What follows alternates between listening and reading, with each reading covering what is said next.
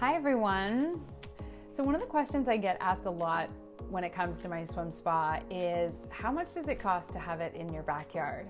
And so I wanted to make a little video that basically takes you through how much it's going to cost to own your swim spa. And so what I've done is I've taken my hydro and water bills and compared them year over year so that we can get a realistic look at how much it's going to cost you to have a swim spa.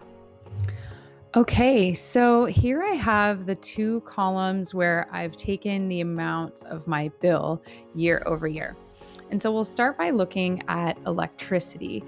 And the April bill includes the date in which we had the swim spa installed. And so that was on March 26th, included in the April bill. So the bill is mid-March to mid-April.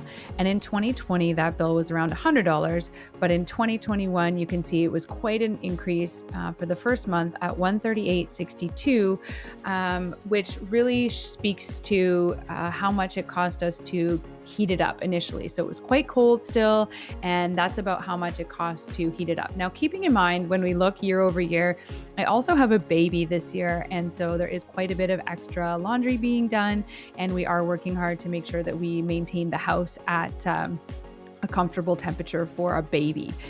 In May, we saw another increase. We actually had to empty the swim spa after having it filled the first time, just to have a little bit of maintenance done on the jets.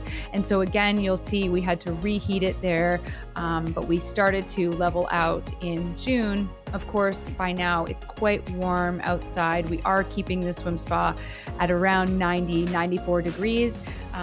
So we're finding that year over year, we're actually not seeing much of an increase as we head into the warmer months.